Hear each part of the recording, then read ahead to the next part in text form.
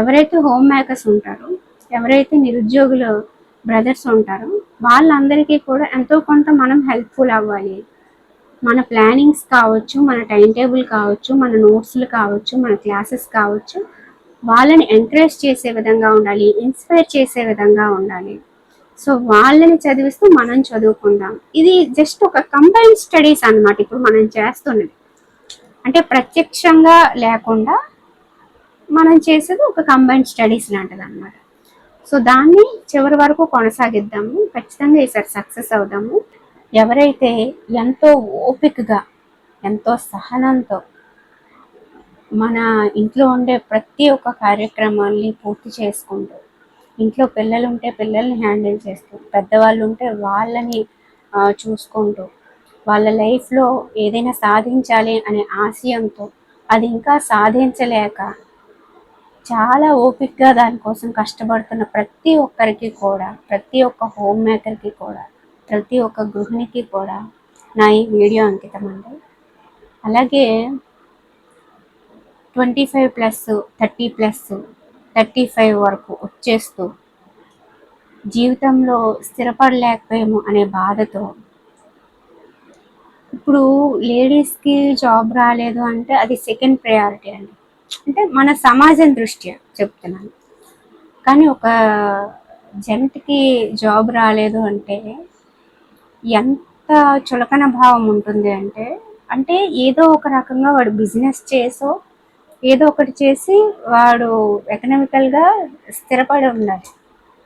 అది మన సమాజం చూసే చూపు అన్నమాట. అందుకని ఇప్పటికీ కూడా ఎందరో నా సోదరులు ఒక ఫంక్షన్కి వెళ్ళాలన్నా, ఒక పెళ్ళికి అటెండ్ అవ్వాలన్నా సరే చాలా ఆలోచిస్తూ ఉంటారు.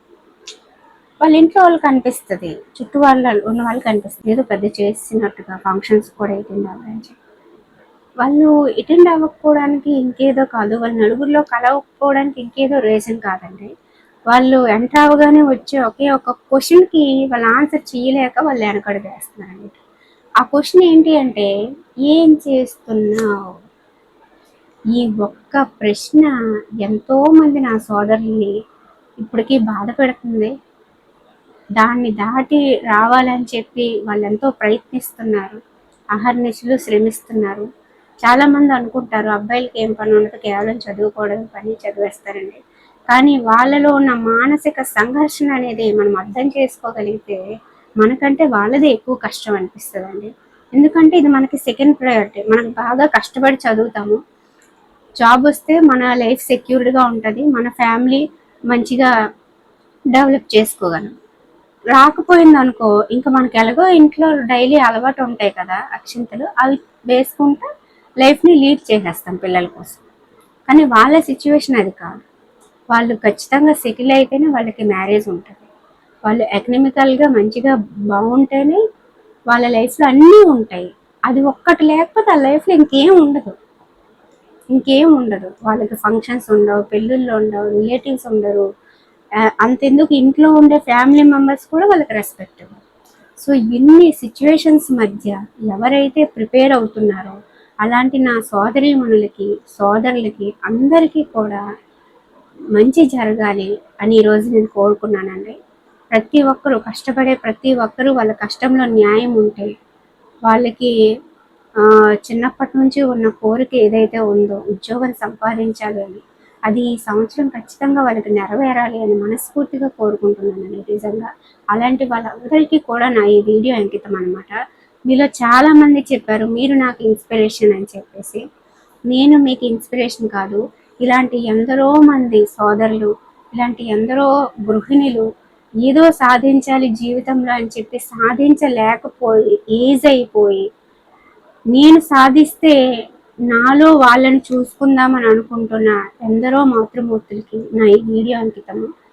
మనం చేసే ప్రయత్నానికి మన సంకల్పం మంచిది గట్టిది అయితే పంచభూతాలు మనకి సహకరిస్తాయండి, ఇందులో ఎలాంటి సందేహం లేదండి. మనం ఈసారి గట్టిగా ప్రయత్నిద్దాము. టెట్ స్కోర్ అనేది నిన్న ఎవరెవరికైతే కొంచెం తక్కువ వచ్చిందో వాళ్ళు చాలా బాధపడుతున్నారు. వద్దండి, బాధపడద్దు, అయిపోయింది, దాన్ని మనం మార్చలేము.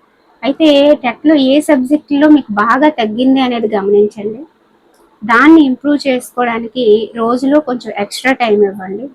ఎందుకంటే మనకి ఇంకా నోటిఫికేషన్ కొద్ది దూరంలో ఉంది కాబట్టి ఈలోగానే మనము ఏ సబ్జెక్ట్లో వెనకబడి ఉన్నామో వాటిని కంప్లీట్ చేసుకోవడానికి ట్రై చేద్దాం. ఓకేనా, ఇదే విషయము.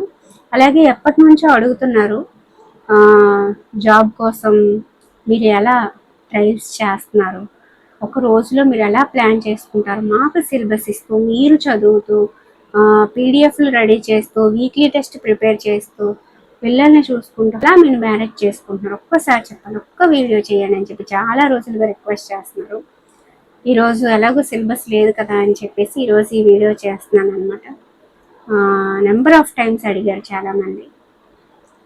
నా ప్లాన్ అంటూ ఎలా ఉంటుందంటే మార్నింగ్ 4-4:30 ఈ మధ్యలో నేను లేస్తాను అనమాట. లేచిన తర్వాత మీకు వీడియో ఏదైతే ఉంటుందో అప్లోడ్ చేసి వదిలేస్తాను. అదే అప్లోడ్ చేసినప్పుడు అది వెళ్తూ ఉంటుంది కదా, సో అది 100% అప్లోడ్ అయినలోగా థంబ్నెయిల్, కింద హెడ్డింగ్, ఆ తర్వాత ఏవైతే ఉంటాయి సెట్టింగ్స్, తర్వాత డిస్క్రిప్షన్లో మీకు ఇవ్వాల్సిన లింక్స్ ఇవన్నీ కూడా పెట్టేస్తాను ఈ గ్యాప్లో. ఆ తర్వాత అది వెళ్ళిపోయిన తర్వాత మరి ఇంకా దాన్ని చూడను అనమాట. అది వెళ్ళిపోతుంది, దానిపైన అది చేసుకుంటుంది, మీకు సిలబస్ ఇచ్చేస్తాను.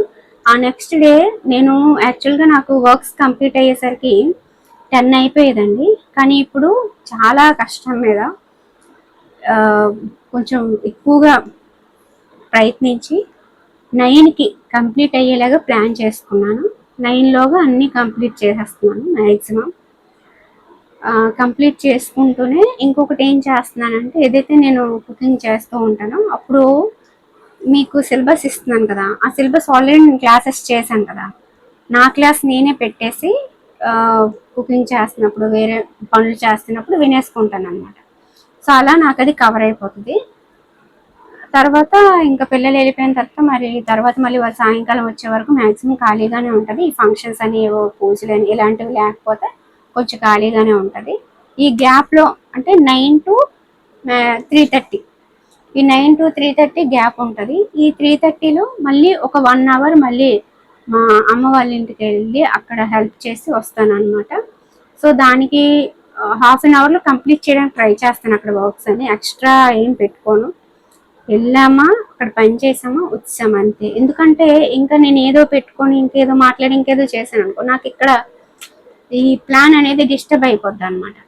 అందుకని చెప్పి వాళ్ళకి తెలుసు నేను ఒక ప్లాన్ వేసుకున్నాను, దానికోసం ప్రిపేర్ అవుతున్నాను అని తెలుసు కాబట్టి వాళ్ళు కూడా నన్ను ఎక్కువ డిస్టర్బ్ చేయరు.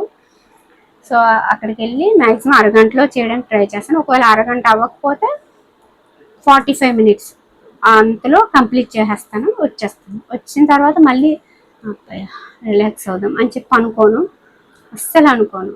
నాకు పని చేసి వచ్చిన వెంటనే కష్టమైన సబ్జెక్ట్ చదవాలంటే చిరాకుగా ఉంటుంది, ఇంట్రెస్ట్ కూడా రాదనమాట. అయ్య బాబు నేను చాలా కష్టపడిపోతున్నాను అనే ఫీలింగ్ వచ్చేస్తుంది. అందుకని చెప్పి పని చేసిన తర్వాత నేను ఈజీ సబ్జెక్ట్ తీసుకుంటాను, నాకు ఆల్రెడీ వచ్చింది, నాకు ఇష్టమైంది తీసుకుంటాను, అది చదువుతాను. ఆ తర్వాత ఆటోమేటిక్గా మళ్ళీ ప్లానింగ్లోకి వచ్చేస్తాను అనమాట. అది చేస్తాను.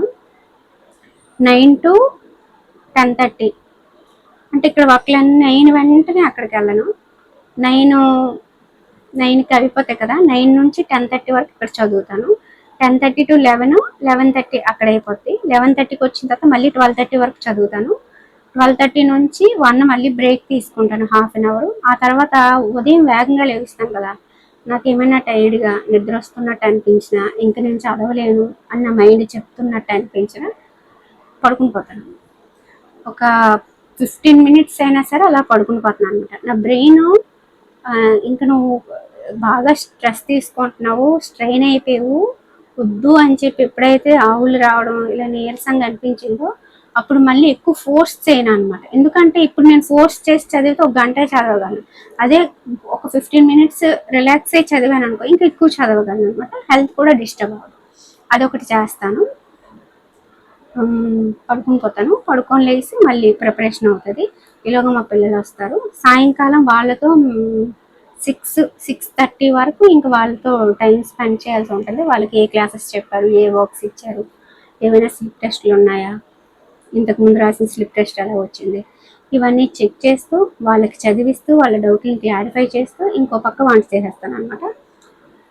సో కిచెన్కి హాల్కి తిరుగుతూ ఉంటాను, వాళ్ళకి చెప్తుంటాను, చేస్తుంటాను. ఎందుకంటే వాళ్ళకి సపరేట్గా చెప్పి తర్వాత కుకింగ్ చేసుకుందామంటే నా స్టడీస్ ఇంకా అవ్వదు కాబట్టి అలా ప్లాన్ చేస్తాను. అది అయిపోయిన తర్వాత మళ్ళీ చదువుతాను. మళ్ళీ 8 వరకు చదువుతానండి. 8 వరకు చదివిన తర్వాత 8 నుంచి మళ్ళీ 8:30 టు 8:45 అంతే. 45 మినిట్సే తీసుకోండి. ఈ 45 మినిట్స్ ఇంట్లో ఉన్న అందరూ తినేయాలన్నమాట. సో నేను ఏదైతే ప్లానింగ్ పెట్టుకుంటానో దానికి ఫ్యామిలీ మెంబర్స్ సపోర్ట్ కూడా తీసుకుంటాను అనమాట. అంటే మీరు ఈ టైంలోగా తినేయాలి, నాకు పలానా వర్క్ ఉంది, పలానా వీడియో చేయాలి, పలానా పీడిఎఫ్ రెడీ చేయాలి, పలానా నోట్స్ రాయాలి అంటే ఓకే, వాళ్ళు అగ్రీ అవుతారనమాట. మేము తినాం, మేము తర్వాత తింటాం అప్పుడు అలా ఏమి ఉండదు అన్నమాట. సో పెడితే తినేస్తారు. మెయిన్ పిల్లలండి, వాళ్ళకి తెలుసు, వాళ్ళు ఇప్పుడు చదువుతున్నారు, స్కూల్కి వెళ్తున్నారు కదా, ఎగ్జామ్స్ ఉంటే ఎలా ఉంటుంది అనేది వాళ్ళకి తెలుసు అనమాట.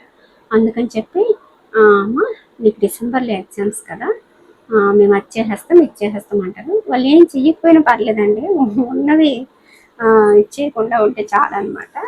సో అప్పుడప్పుడు బాగా ఎంకరేజ్ చేస్తారు. అబ్బా ఎంత మంచి పిల్లలు నా పిల్లలు అన్నట్టుగా చేస్తారు. ఇంట్లో పనులు కూడా హెల్ప్ చేస్తుంటారు, షెల్ఫ్లన్నీ సర్దేస్తుంటారు, బట్టలన్నీ మడత పెట్టేస్తారు, అన్నీ చేసేస్తారు అనమాట. ఒక్కొక్కసారి మొత్తం వందరు చేసేసి ఆడుకోవడానికి వెళ్ళిపోతారు.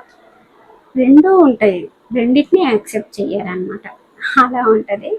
సో 9కి తినేస్తాం కదా, 8:45కి మొత్తం అయిపోద్ది. మళ్ళీ ఒక పావు గంట కొంచెం అలా రిలాక్స్ అవుతాను.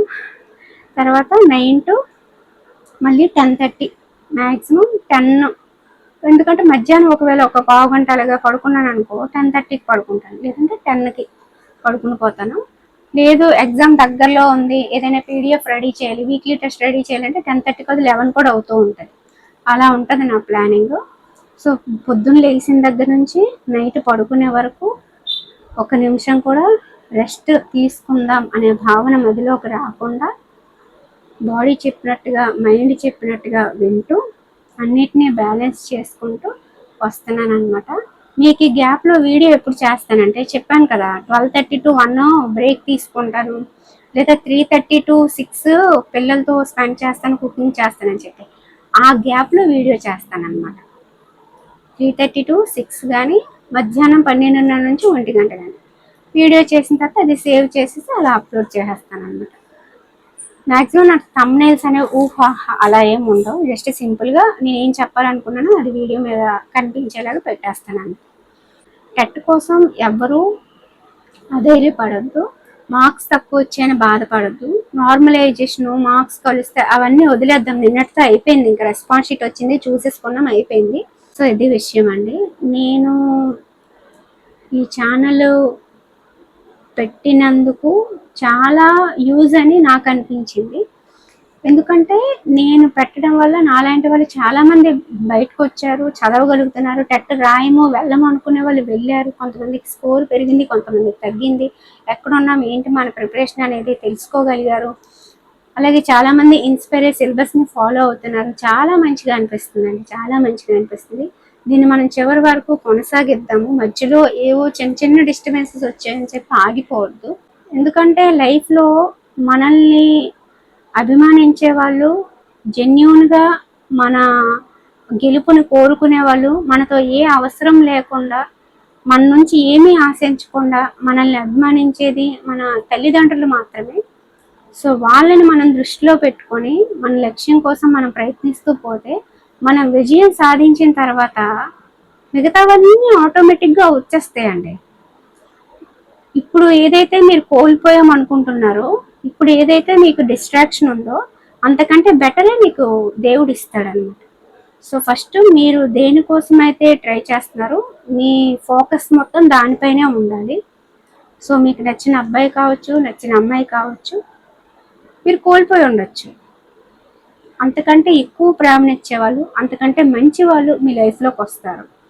దానికోసం మన లక్ష్యాలను వదిలేసి మన తల్లిదండ్రులను బాధ పెట్టి మనం చచ్చిపోయి ఏమీ సాధించమండి. దయచేసి అటువైపు వెళ్లకుండా ఉంటే బెటర్గా ఉంటుంది ఒక కాంపిటేటివ్ ఫీల్డ్లో ఉన్నప్పుడు. ఓకేనా, ఇది విషయము. నేను ఒక్క ప్రేమను నమ్ముతాను, అది తల్లిదండ్రుల ప్రేమని. అంతకు మించిన ప్రేమని ఎవరూ ఇవ్వలేరు.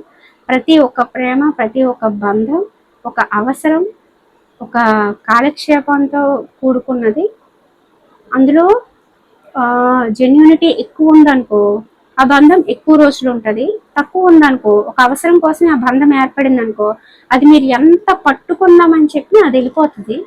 సో అలాంటి బంధం కోసం చిన్నప్పటి నుంచి ఉన్న ఈ బంధాన్ని మీరు పక్కన పెట్టి, ఈ లక్ష్యాన్ని పక్కన పెట్టి, వాళ్ళని ఆనందింపజేసే ఆ క్షణాలని పక్కకు నెట్టేసి, ఇది మీకు వెళ్ళిపోతున్న దాన్ని దయచేసి పట్టుకొని లాగుతూ వెళ్ళిపోయినామని నష్టం ఏమి లేదు.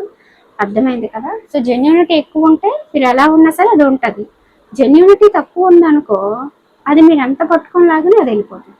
సో దానికోసం అయితే బాధపడద్దు. ఓకే, ఇది విషయము. సో రేపైతే మనకి as usual early morning syllabus అయితే వస్తుంది. ఓకేనా? సో